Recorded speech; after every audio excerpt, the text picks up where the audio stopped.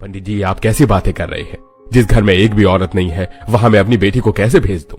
मैं अपनी फूल सी बेटी को ऐसे घर में नहीं भेज सकता। लेकिन सुधा के लिए रिश्ता बिल्कुल सही है। ये आप क्या कह रहे हैं? भले ही सुधा आपकी सगी बेटी ना हो, लेकिन मैं ऐसा नहीं होने दूंगी। जिस घर में एक भी औरत नहीं है, मैं उसे वहाँ कैसे भेज दूं? अरे तो वो लोग दहेज भी तो नहीं ले रहे हैं। और अगर तुम्हें इतनी दिक्कत है तो किसी औरत से भरे परिवार में अपनी बेटी की शादी खुद करना। मैं तो एक फूटी कौड़ी नहीं लगाऊंगा। हाँ, मैं कर लूंगी। वैसे भी इसके पिताजी इसके लिए काफी जायदाद छोड़ कर गए हैं। खबरदार जो उस जायदाद में से 1 रुपए लेने की कोशिश करी, वरना मैं तुम्हें तलाक दे दूंगा। फिर भटकना इस उम्र में। चक्कर चला रहा हूँ कि मैं कैसे उस जायदाद को अपने नाम करवाना। ममता का कोई नहीं था, इसलिए वो तलाक के नाम से काफी डर जाती है और चाहकर भी अपनी बेटी सुधा के लिए कुछ नहीं कर पाती। सुधा हर रोज की तरह किचन में काम कर रही होती है कि तभी वहाँ पूनम आती है। अच्छा है, जितना काम करोगी उतना सही है। वैसे भी तुम्हारे होने वाले ससुराल में एक भी औरत नहीं है, तो सारे काम तो तुम्हें ही करने होंगे।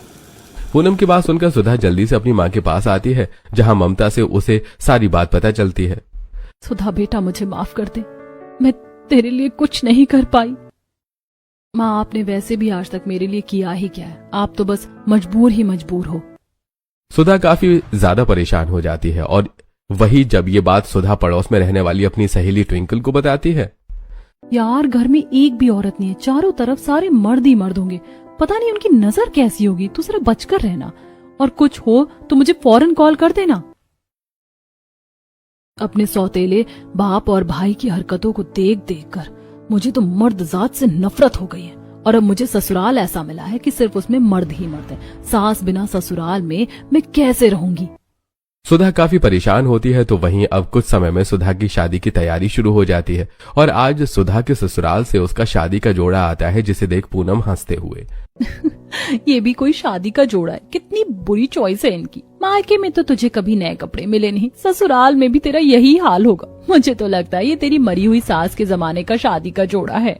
पूनम की ऐसी बातें सुनकर सुधा का और दिल दुखता है और अब इसी तरह समय गुजरता है और सुधा और संदीप की धूमधाम से शादी हो जाती है। विदाई के बाद सुधा अपने सास बिना ससुराल पहुंचती है। दहलीज पर सुधा के सभी देवर और ससुर हाथ में पूजा की थाली लिए गृह प्रवेश की तैयारी करके खड़े होते हैं। मुझे बहुत ज्यादा तो नहीं पता, लेकिन मेरे ख्याल से दाएं पैर से चावल से भरे कलश को गिराकर अंदर आते हैं। इन चीजों के बारे में सुधा को अच्छे से पता था, इसलिए वो बिना कुछ बोले ही अब अपना गृह प्रवेश की रस्म को पूरा करती है। वेलकम होम भाभी। पता है, आपके आने की खुशी में हमने खुद अपने हाथों से पूरे घर की डेकोरेशन की है। कैसी लगी आपको डेकोरेशन भाभी? आप आ गई हो ना, तो आप मेरे साथ रोज शाम में वीडियो गेम खेलना। आप ही मेरी पार्टनर हो। नहीं भाभी, आप मेरे साथ शाम में बाइक राइड पर चलना। आपको मैं बाइक पर ही सारे शहर घुमा दूंगा। आपका ये देवर राइडर जो है। अरे सुधा को तो बोलने का मौका दो। देखते हैं सुधा अंकुर के साथ गेम खेलेगी या कार्तिक के साथ बाइक राइड पर जाएगी। बताओ सुधा, क्या करना है तुम्हें? कुछ नहीं ना, मुझे ना गेम पसंद है और ना बाइक पर घूमना। मैं थक गई हूँ। इतना कहकर सुधा कमरे की तरफ चली जाती है, जिसे देखकर उसके दोनों देवर। अरे भाभी को क्या हुआ? हमने कुछ गलत कहा क्या? अरे अभी अभी तुम्हारी भाभी आई है। पता है शादी की थकान कितनी होती है। संदीप बेटा जाओ, तुम भी जाकर आराम कर लो और कुछ जरूरत हो तो बता देना। संदीप कमरे में आ जाता है और अब दोनों पति पत्नी अपनी रात गुजारते हैं। अगले दिन सुधा सुबह सुबह जल्दी उठकर तैयार हो जाती है और अब रसोई में जाकर पहली रसोई की तैयारी करती है। इतने सारे मर्द हैं घर में, एक भी अगर 10 पूरी खाएगा तो मुझे कम से कम 40 से 50 पूरी बनानी पड़ेगी। हे भगवान, कहाँ फंस गई मैं। अगर कम से कम मेरी सास होती तो वो थोड़ी बहुत मदद तो करवाती। सुधा परेशान होते हुए खाना बनाने लगती है कि तभी सुधा के दोनों देवर अंकुर और कार्तिक रसोई में आते हैं। मैंने तो पहले ही कहा था कि भाभी रसोई में ही मिलेंगी। भाभी, आपने तो खाने की तैयारी भी कर दी। मैं जानता हूँ हम लड़के लोग थोड़ा ज्यादा खाते हैं, इसलिए हम आपकी मदद करने के लिए आए हैं। क्या कहा? मदद? इसका मतलब तुम दोनों को खाना बनाना आता है? हाँ भाभी, माँ के जाने के बाद हम ही खाना बनाते थे। माँ के जाने के बाद सब कुछ सीखना पड़ा। पापा ने ही हमें आपकी मदद के लिए भेजा है। वो तो खुद भी आना चाहते थे, लेकिन उन्हें ब्लड प्रेशर की प्रॉब्लम है ना, इसलिए नहीं आ पाए। चलिए हम आपकी मदद करवाते हैं। अंकुर कार्तिक मिलकर सुधा की खाना बनाने में काफी ज्यादा मदद करवाते हैं, जहाँ के लिए सुधा को इतना सारा खाना बनाने में 3-4 घंटे लगते हैं। तो वहीं अपने देवर की मदद से सुधा 1 घंटे में ही सब कुछ तैयार कर लेती है। देखा भाभी, कितनी जल्दी सब कुछ तैयार हो गया। बस पूरियां रह गई हैं, वो भी फूली फूली निकल रही है। पता नहीं भाभी आज कैसे इसकी पूरियां फूली फूली निकल रही, वरना हमेशा कढ़ाई से तो पापड़ ही निकलता था। कार्तिक की बात सुनकर सुधा को भी थोड़ी हंसी आ जाती है, जिसके बाद अब सुधा सभी को खाना परोसती है। खाने के बाद मिथिलेश सुधा को सोने के कंगन देता है। बहू, ये सोने के कंगन तुम्हारी सास के हैं। उसकी बड़ी ख्वाहिश थी कि वो खुद अपने हाथों से इसे अपनी बहू को पहनाए। अब वो तो चल बसी, लेकिन उसकी ख्वाहिश तो हम पूरी हो सकती है ना। ये हमारी तरफ से छोटा सा गिफ्ट है। लेकिन इसकी क्या जरूरत थी? जरूरत कैसे नहीं थी? तुमने इतना सब कुछ बनाया, वो भी इतना टेस्टी, ये सब तो बनता ही है।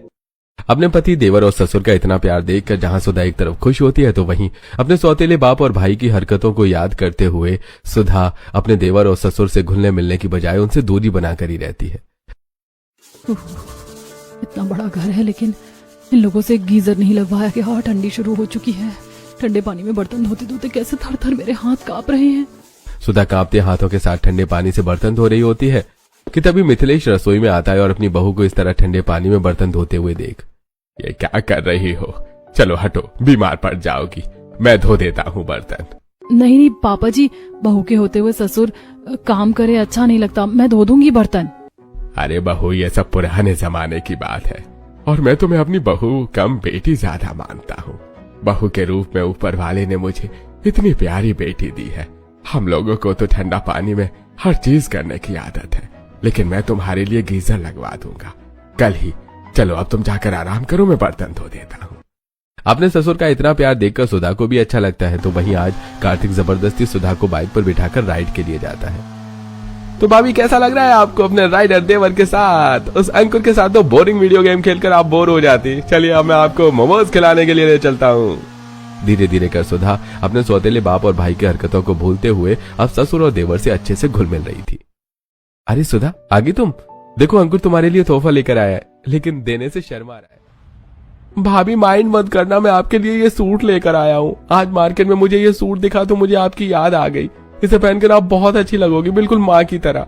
अपने देवर को नया सूट देता सुधा की आंखें नम हो जाती हैं और अब सुधा अपने बीते हुए कल को याद करती है। आज त्योहार, लेकिन फिर भी मेरे लिए कोई नया कपड़ा नहीं आया। पूनम के लिए इतनी शॉपिंग होती है, लेकिन मेरे लिए तो कोई कुछ लाता ही नहीं है। सुधा मुश्किल से अपने आंसू को रोक पाती है और अपने देवर का सूट पहनकर काफी खुश होती है। गुजरते समय के साथ साथ सुधा अब सबके साथ काफी अच्छे से घुल मिल जाती है और आज उसके ससुराल वालों को सुधा के मायके से उसके भाई की शादी का इनविटेशन आता है, जिससे सुधा को कुछ ज्यादा फर्क नहीं पड़ता और अब वो अपने देवर अंकुर के साथ कुछ सामान लेने के लिए मॉल आती है। भाभी, मुझे अगली शॉप से बुक्स लेनी है, मैं अभी आता हूँ। सुधा मॉल में घर के लिए कुछ सामान देखने लगती है कि तभी सुधा की मुलाकात उसकी सौतेली बहन पूनम से होती है। तुम तो शादी के बाद बिल्कुल वैसी ही हो, सिंपल साड़ी, ना कोई ज्वेलरी। वैसे तुम शादी में तो आओगी ना? पता है, भैया ने खुद मुझे शॉपिंग के लिए पूरे 50,000 रुपए दिए हैं, लेकिन तुम्हारी किस्मत में शॉपिंग कहाँ। तुम्हारी शादी का लहंगा याद करके तो मुझे अभी भी हंसी आती है।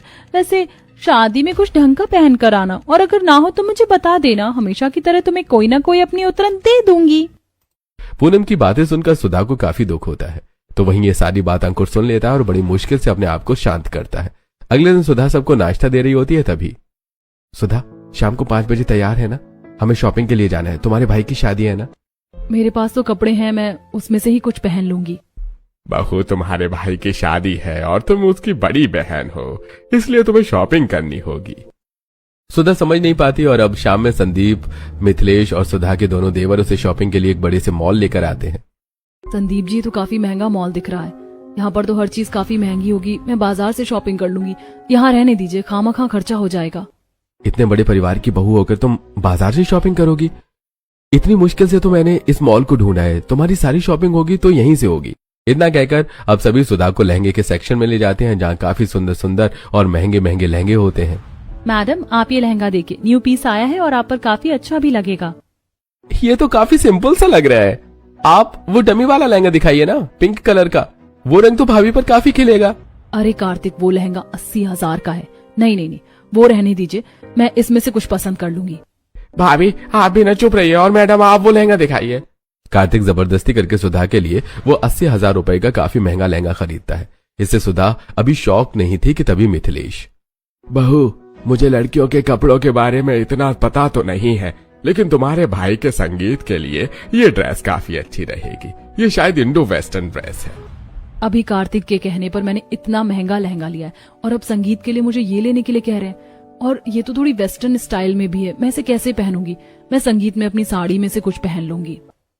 तुम्हें सिर्फ चीज पसंद करनी है, महंगा सस्ता छोड़ दो। और अगर मेरी बेटी होती तो भी मैं उसे यही पहनने के लिए कहता, और तुम तो मेरी बेटी जैसी हो। मिथिलेश जबरदस्ती सुधा को संगीत के लिए वो इंडो वेस्टर्न ड्रेस दिलवाता है, तो वहीं अब संदीप और अंकुर सुधा के लिए ढेर सारी साड़ियां और सूट निकलवाते हैं। अरे बस करिए आप लोग, शादी के लिए 2-3 जोड़े काफी होते हैं। इतने सारे कपड़े लेकर मैं क्या करूंगी? अलमारी थोड़ी ना भरनी है। भाभी, लड़कियों को तो हमेशा अपनी अलमारी कपड़ों से भरी अच्छी लगती है, पता नहीं आपको क्यों अच्छी नहीं लगती। अरे और नहीं तो क्या, अंकुर बिल्कुल ठीक कह रहा है। ये सारे सूट उसके पसंद के हैं और साड़ियां मेरी पसंद की। अब तुम जल्दी से इन्हें ट्राई करके आओ।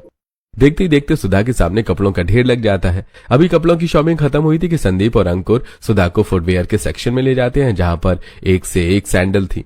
अरे कपड़े तो फिर भी ठीक है, लेकिन सैंडल लेने की क्या जरूरत है? मेरे पास रखी तो है। भला अब मेरे कोई पैरों को थोड़ी ना देखेगा कि मैं अपनी सस्ती सैंडल पहनी हूँ या महंगी।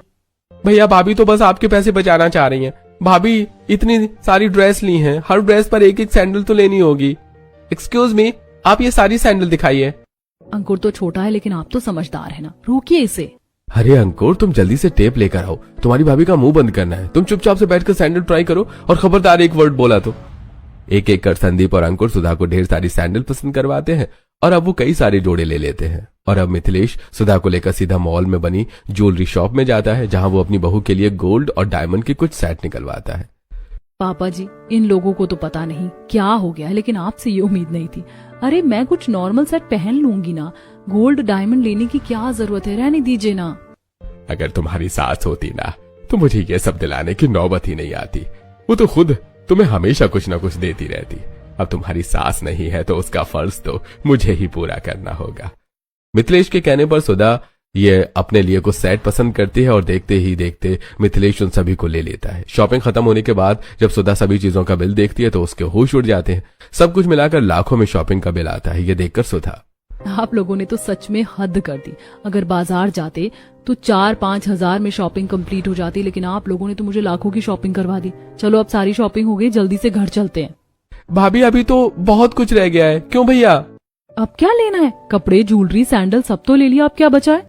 संदीप और अंकुर सुधा को अब एक ब्यूटी सैलून में लेकर जाते हैं, जहां वो सुधा के पैर के नाखून से लेकर सर के बाल तक उसका पूरा लुक चेंज करवाते हैं। मेकओवर के बाद सुधा काफी अच्छी लगती है, और जब वो अब सबके साथ घर आ जाती है तो अपनी बहू को देखकर मिथिलेश, आज अगर तुम्हारी सास होती तो तुम्हें इस तरह देखकर कितना ज्यादा खुश होती। बहू, तुम बहुत सुंदर लग रही हो। मैं जानता हूं तुम्हारी शादी के वक्त हम तुम्हें ठीक से शादी का जोड़ा नहीं भिजवा पाए थे।